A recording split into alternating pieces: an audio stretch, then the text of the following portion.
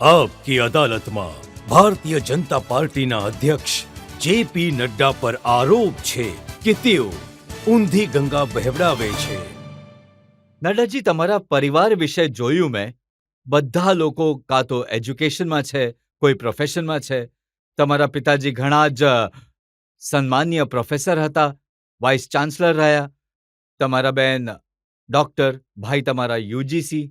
તો તમે આ ખોટા રસ્તા પર કેવી રીતે આવી ગયા? ખોટા રસ્તાને ઠીક કરવા માટે આવી ગયો, કારણ કે આને ઠીક કરવાની જરૂર હતી.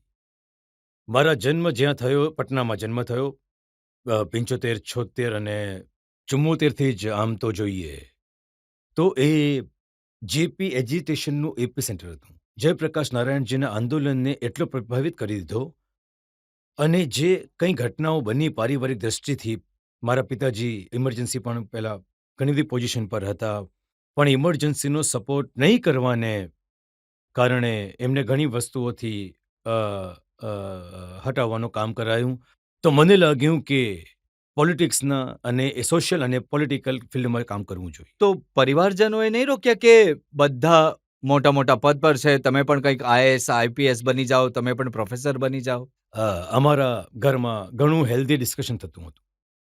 મેં ઘણા ઇમ્પોર્ટન્ટ પોલિટિકલ ઇશ્યુઝને ઘરના ડાઇનિંગ ટેબલ પર જ સમજ્યા છે, અને પિતાજી ઘણો વિશ્વાસ કરતા હતા કે ફ્રી ડિસ્કશન થવું જોઈએ.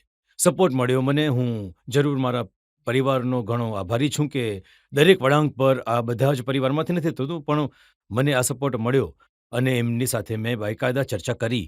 અને જો મને જે રાજનીતિમાં હોય છે એમના તો એવું હોય છે કે પરિવારને રાજનીતિમાં લઈ જાઓ. તમે રાજનીતિને પરિવારમાં લઈ આવ્યા. પરિવારમાં હું રાજનીતિને લઈને નથી આવ્યો. અમારે ત્યાં રાજનૈતિક વિષયોની ચર્ચા બાળપણથી જ મેં સાંભળી છે. એ જરૂર છે કે હું રાજનીતિના ક્ષેત્રમાં જતો રહ્યો. પણ તમે વહુ જે લાવ્યા, લગ્ન જેની સાથે કર્યા, એ રાજનીતિક પરિવારની હતી અને પોતે પણ લીડર હતા. રાજનીતિક કરવાવાળા લોકો માટે પોલિટિકલ બેકગ્રાઉન્ડથી જ જોઈએ કોઈ બેટર હાફ મળે તો વધારે સારું કહેવાય છે, કેમ કે એમની કામ કરવાની રીત, જનતાને જોવાનો દૃષ્ટિકોણ, સામાજિક દૃષ્ટિકોણ, સોશિયલ એંગલ, આ દરેક વસ્તુની જાણકારી હોવી જોઈએ. જુઓ, એ પણ ચૂંટણી લડ્યા હતા, ચૂંટણી જીત્યા હતા, એમની માતા ચૂંટણી જીત્યા હતા, તો ક્યારેય એમણે ન કહ્યું કે નડ્ડાજી પાછળ હટો, હવે હું આગળ આવું છું? ઘરમાં આ તો ચાલતું જ રહે છે. મેં એમને કહ્યું તમે સોશિયલ ફિલ્ડ પસંદ કરી લો, હું પોલિટિકલ ફિલ્ડ પસંદ કરી લઉં છું. તો એ સોશિયલ ફિલ્ડમાં એક્ટિવ થઈ ગઈ અને હું પોલિટિકલ ફિલ્ડમાં એક્ટિવ થઈ ગઈ.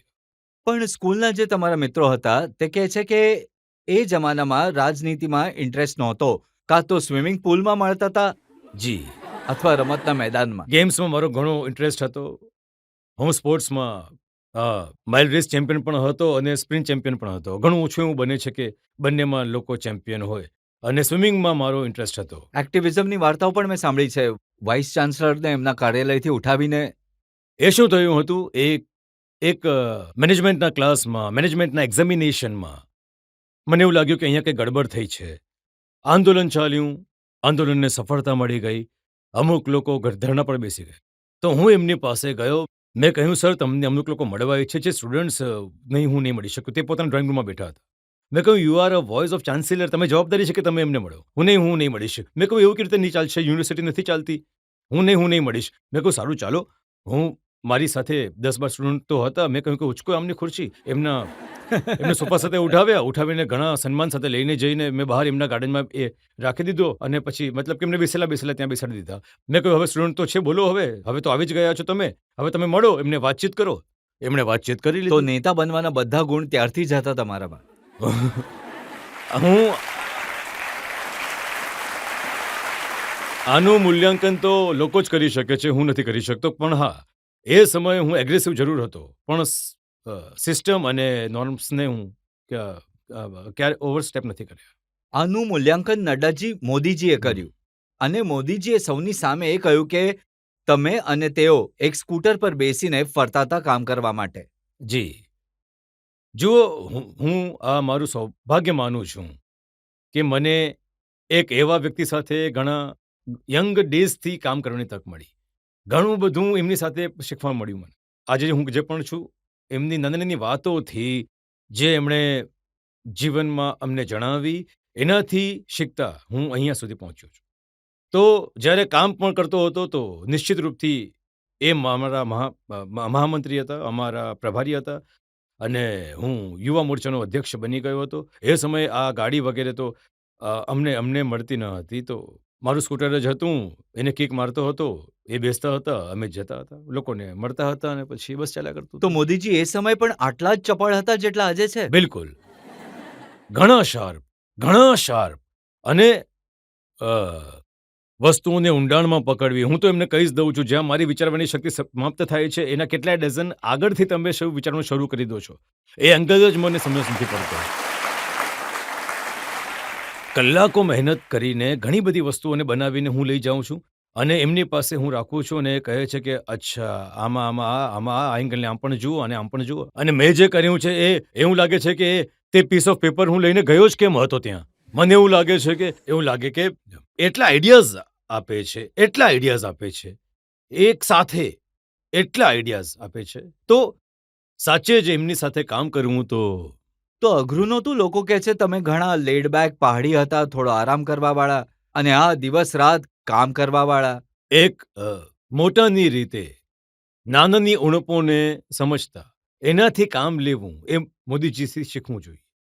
એટલે મારી નબળાઈઓને જાણવા છતાં પણ ઘણીવાર એમણે મને કહ્યું, "નડ્ડા, તને હું પાતળો કરીને જ રહીશ. તો કામ કરો." એ એમનું એક પોતાનાપણું અને એક એ મહેનત જેટલું આયુષ્યમાન ભારત અમે લોકોએ 9 મહિનાની અંદર દુનિયાની સૌથી મોટી વર્લ્ડ હેલ્થ સ્કીમ, દુનિયાનું વર્લ્ડ લાર્જેસ્ટ હેલ્થ કવરેજ આપ્યું અને આ કામ 9 મહિનામાં થયું અને ડિજિટલ થયું. તો મહેનત તો કરાવે છે તેઓ અને એમણે 20 મીટિંગ તો એમણે પોતે લીધી. તમે પણ ઘણી મહેનત કરાવો છો. નહીં, દરેક ચૂંટણીમાં એમની જ સભાઓ થાય છે. તમે નારો આપી દીધો, મોદી છે તો મુમકિન છે. જી, આ સાચી વાત છે. મોદી છે તો શક્ય છે. એમાં કોઈ બેમત નથી કે મોદીજીનું વ્યક્તિત્વ આજે અ, એ માત્ર પાર્ટીના નેતા નથી, એ કોઈ માત્ર દેશના નેતા નથી. દુનિયામાં એમની ચમક છે અને દુનિયા બધા લોકો માને છે. જો આપણે વાત કરીએ હવે જુઓ, હું તમને જણાવું, આ કોવિડ મેનેજમેન્ટને તો તમે ઘણું ક્લોઝલી વોચ કર્યું. As president of health minister પણ પહેલા હું રહ્યો છું. તો જો બાઇડેને એમના વખાણ કર્યા, જાપાનના પ્રેસિડેન્ટે એમના વખાણ કર્યા, આપણા વર્લ્ડ હેલ્થ ઓર્ગેનાઇઝેશનના ડેટ્રોઝ ડાયરેક્ટર જનરલે એમના વખાણ, એમના મેનેજમેન્ટે વખાણ કર્યા અને આજે એ પ્રૂવન થઈ ગયું કે 130 કરોડના દેશને જે સુરક્ષા કવચની સાથે એમણે ઊભો કર્યો, 220 crore doses of vaccine, double dose plus booster, આ લગપવાનું કામ, વર્લ્ડ લાર્જેસ્ટ અને world fastest vaccination program is India's program of COVID. તો અચ્છા, હું તો હેલ્થ મિનિસ્ટર રહ્યો છું. આ દેશમાં ટ્યુબક્લોસિસની દવાને આવવામાં 25 વર્ષ લાગ્યા છે. આ દેશમાં ટેટનસની દવાને આવવામાં 28 વર્ષ લાગ્યા. આ દેશમાં જાપાનીઝ ઇન્ફ્લાઇટિસની દવાને આવવામાં 100 વર્ષ લાગ્યા. 1906માં જાપાનમાં આવી ગઈ હતી, 2006માં પહોંચી ઇન્ડિયામાં. આ દેશમાં આપણા પ્લસ પોલિયોના પ્રોગ્રામને 2 ડ્રોપ્સ જે પોલિયોને અપાય છે એને પહોંચાડવામાં અહીંયા 25 વર્ષ લાગ્યા. નેશનલ પ્રોગ્રામ બનાવવામાં 30 વર્ષ લાગ્યા. અને અહીંયા જાન્યુઆરી 20th 2020 ફર્સ્ટ કેસ કોરોનાનો ડિટેક્ટ થયો. એપ્રિલ 20th એ ટાસ્ક ફોર્સ મોદીજીએ બેસાડી અને 9 મહિનાની અંદર એક નહીં બે ઇન્ડિજિનસ વેક્સિનેશન બનાવીને દેશને આપી. આ ભારત બદલાતું ભારત છે. તો જો આપણે વાત કરીએ ક્લાઇમેટની ચેન્જની, હવે બોરિસ જોન્સન કહે છે કે prime minister Modi has taken the lead in climate change and he has brought world together. આ દરેક વાતો એ વાત બતાવે છે કે એમનું વ્યક્તિત્વ આજે દુનિયામાં માને છે. યુક્રેન વોરમાં આફ્ટર ઓલ સેફ પેસેજ એમણે અપાવ્યો કે નહીં અપાવ્યો? પુતિનની સાથે વાતચીત કરી. એક સમય એમણે પુતિન સાથે વાતચીત કરી, એક સમય એમણે ઝેલેન્સ્કીથી વાત કરી. બંને સાથે વાતચીત કરીને સેફ પેસેજ આપવામાં આવ્યો અને આપણા બાળકોને આવ્યા 32,000. પણ દુનિયાના બીજા દેશોના બાળકો પણ ભારતનો તિરંગો લઈને એ પણ સેફ નીકળીને આવ્યા. એ સ્થિતિ આ બની અને ભારતીય જનતા પાર્ટીના રાષ્ટ્રીય અધ્યક્ષના રૂપમાં મારી જવાબદારી છે કે હું લેટર ઓફ સ્પિરિટમાં આ દરેક વાતોને નીચે સુધી પહોંચાડું અને એને ઇમ્પ્લિમેન્ટ કરું. તો મહેનત પણ ઘણી કરાવે છે. હા, હા, બિલકુલ. અને તમે વગર મહેનતે તો રહી જ નહીં શકો. મહેનત તો પાર્ટ અને પાર્સલ છે. 24/7/365 કોઈ રજા નહીં. એટલે અમારા કલ્ચરમાં નથી. એટલે હું હવે એમ કહું કે હું કોઈ ઘણું મોટું કામ કરી રહ્યો છું એવું તો છે નહીં. એમણે મોદીજીએ ભારતના રાજનૈતિક સંસ્કૃતિ બદલી નાખી છે. Political culture has been change. એક સમય હતો લોકો ચૂંટણીઓ જીતી જતા હતા, પાર્ટીઓ કરતા હતા, રજાઓ માણતા હતા. અમુક લોકો હમણાં પણ રજા પર જવાના છે અને જતા જ રહે છે. તો રજાઓ માણતા હતા. તો આ મીટિંગ્સનો સિલસિલો, કામનો સિલસિલો, કોઈ રજા ન લેવી. પ્રધાનમંત્રીજી મોદીજીએ આજના દિવસ સુધી, તમે તો 8-8 વર્ષની વાત કરી રહ્યા છો, હું કહી રહ્યો છું જ્યારથી મુખ્યમંત્રી બન્યા ત્યારથી કોઈ રેકોર્ડ બતાવી દે કે એમણે એક દિવસની પણ 1 કલાકની પણ રજા લીધી હોય. આ એમનું કામ છે.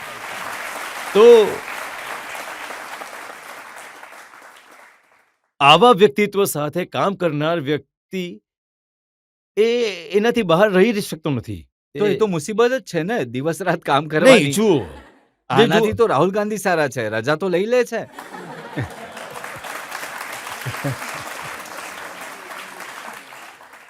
એ મોટે ભાગે રજા પર જ હોય છે. ક્યારેક ક્યારેક કામ પર આવી જાય છે.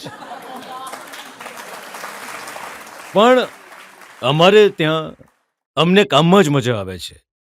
અમે એટલા રમી ગયા છે, એની સાથે એટલા ઇન્વોલ્વ થઈ ગયા છે. ટાર્ગેટ્સ છે એને પૂરા કરવાના છે. તો આ રીતનું એક વર્ક કલ્ચર એમણે ડેવલપ આજે કર્યું છે. કલ્ચર બદલ્યું ને નડ્ડાજી, એનાથી બીજી પાર્ટીઓના નેતા ઘણા પરેશાન છે. નહીં, એમને જુઓ, પણ કામ કરવું પડે છે. વિપક્ષી પાર્ટીઓને હું એક જ વાત જરૂર કહીશ કે ક્યાં તો તમારા રસ્તા બદલી લો,